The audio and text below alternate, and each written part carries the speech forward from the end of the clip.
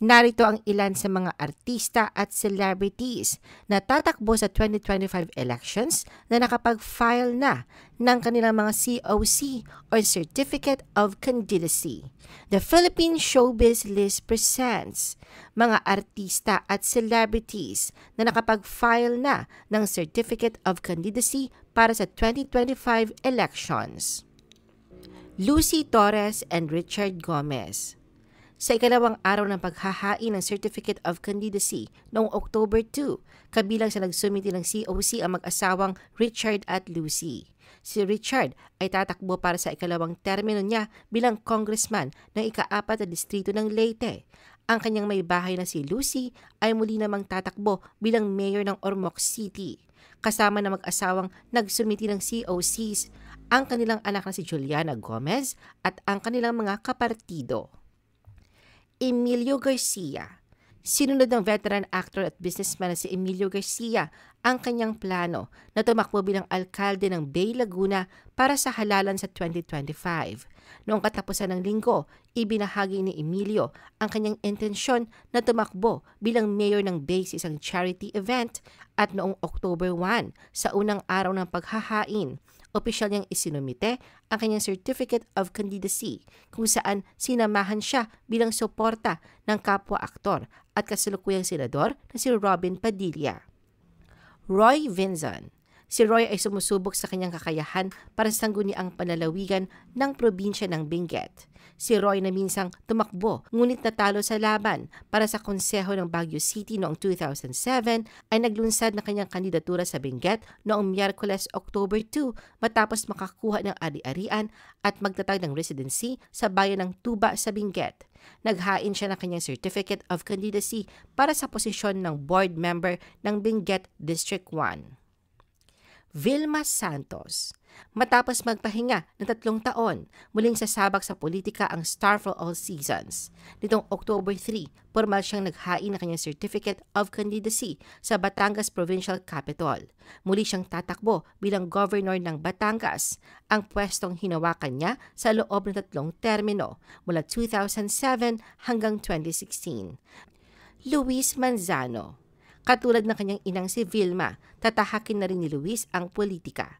Kasama ang ina at kapatid na si Ryan na tatakbo din bilang congressman ng 6th District ng Batangas. Opisyal nang naghain ng kanyang kandidatura si Luis sa Batangas Provincial Capital para sa 2025 elections kung saan ay kakakandidato naman siya bilang Vice Governor ng Batangas. Sinamahan si Luis sa kanyang pagsusumite ng Certificates of Candidacy ng misis na si Jessie Mendiola.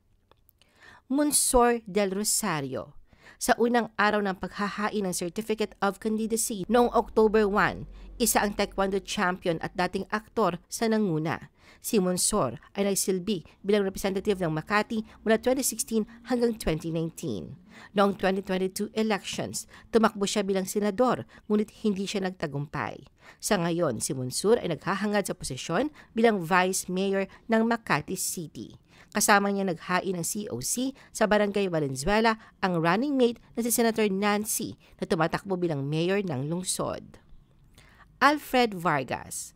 Noong October 2, nagsumiti si Alfred ng COC kasama ang kanyang misis na si Yasmin Vargas kung saan ay muli siyang tatakbong konsehal sa ika-5 distrito ng Quezon City. Si Alfred ay nagsilbi bilang kongresista na nasabing distrito sa loob ng 3 termino at bago yon, naging konsehal siya ng ika-2 distrito ng lungsod. David Chua. Kakandidato namang konsehal ng District 2 ng siyudad ng Maynila ang aktor at direktor na si David Chua. Naghain siya ng kandidatura noong Martes, October 1. Ayon sa kanya, ang mamamayan ng Distrito 2 Tondo ang itinuturing niyang pamilya, kaya magiging karamay siya ng lahat hanggang sa huling hininga. Arjo Atayde. Kasama ang inang si Sylvia Sanchez, nag-file na si Quezon City 1st District Representative Arjo Atayde ng kanyang Certificate of Candidacy para sa ika-2 termino noong October 1 sa Amoranto Stadium sa Quezon City. Si Arjo na tumatakbo sa ilalim ng Nationalista Party ay ang opisyal na kandidato ng alyansa para sa Bagong Pilipinas para sa nasabing distrito. Sinabi ni Arjo na umaasa siyang masolusyonan ang problema ng pagbaha sa lungsod. Nangako siya ng higit pang batas na makikinabang sa industriya ng entertainment tulad ng Eddie Garcia Act. Daniel Fernando, ang actor turned politician, ay tatakbo muli bilang gobernador ng Bulacan matapos siyang magsilbi bilang vice governor, miyembro ng provincial board para sa ikalawang distrito at chairman ng kabataang barangay ng Tabang sa Giginto. Alex Castro. Ang running mate ni Daniel, ang singer-actor na si Alex Castro, ay naghahangad naman ng muling pagtakbo bilang vice governor ng probinsya matapos siyang magsilbi sa Sangguniang Kabataan at Municipal Council ng Bulacan, pareho para sa Marilao at bilang miyembro ng provincial board para sa ika-4 na distrito. Rosmar Tan.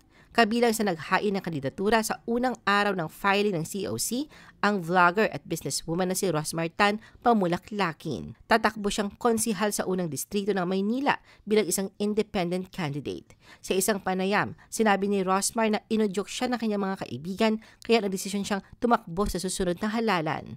Noong 2022, siya ay tumakbo bilang konsihal sa ika-4 na distrito ng Maynila, ngunit nagtapos sa malayong ika-20 na pwesto mula sa 6 na nakalaang upuan. Lito Lapid. 3 dekada na sa politika at kilala ng kanyang mga tagahanga bilang Supremo ng Senado. Formal na inihayag ni Lito ang kanyang re-election sa 2025 midterm election sa Alyansa para sa Bagong Pilipinas Convention. Marco Gumabaw. Sa unang araw ng paghahain ng Certificate of Candidacy, ginulat ni Marco ang karamihan ng isa siya sa mga artistang nanguna sa pagsumite ng kanyang kandidatura. Kasama ang kanyang girlfriend na si Christine Reyes, si Marco ay tatakbong kongresista sa ika-4 na distrito ng Camarines Sur na suportado ng pamilya Villafuerte sa ilalim ng National Unity Party.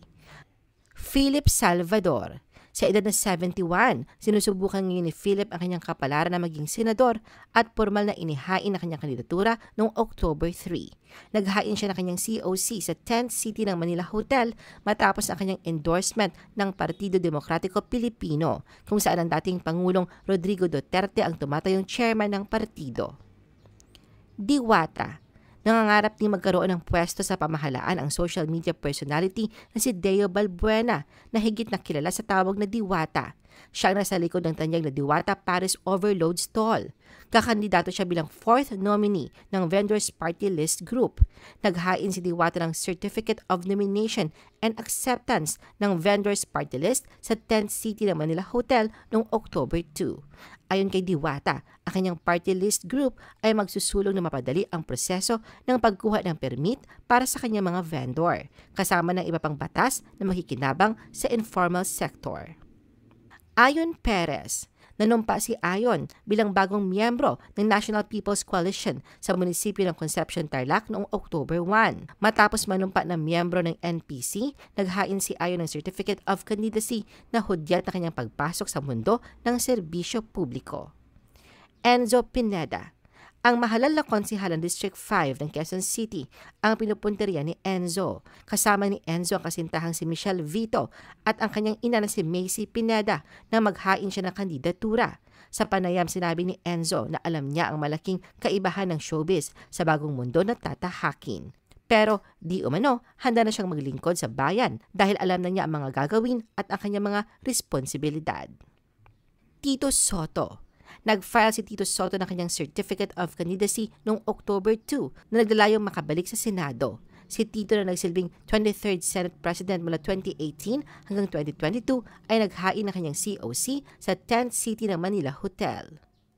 Lani Mercado and Jolo Revilla. Ang representative ng ikalawang distrito ng Cavite na si Lani at ang kanyang anak na si Jolo, representative ng unang distrito ng Cavite, ay opisyal na naghain ng kanilang mga kandidatura na parehong naglalayong makakuha ng ikalawang termino sa kanilang mga posisyon. Isinumite ng mag-ina ang kanilang mga papeles sa Commission on Elections noong Martes, October 1, na nagtatakda ng kanilang intensyon na patatagin ang pagkakahawak ng pamilya sa kanilang probinsya. Sina Jolo at Lani ay sinamahan ng mga pangunahing miyembro ng pamilya, kabilang ang asawa ni Jolo na si Angelica Revilla, ang kanyang kapatid na si Ram Revilla na kasulukuyang board member ng Cavite at ang kanilang ama na si Senator Bong Revilla Jr.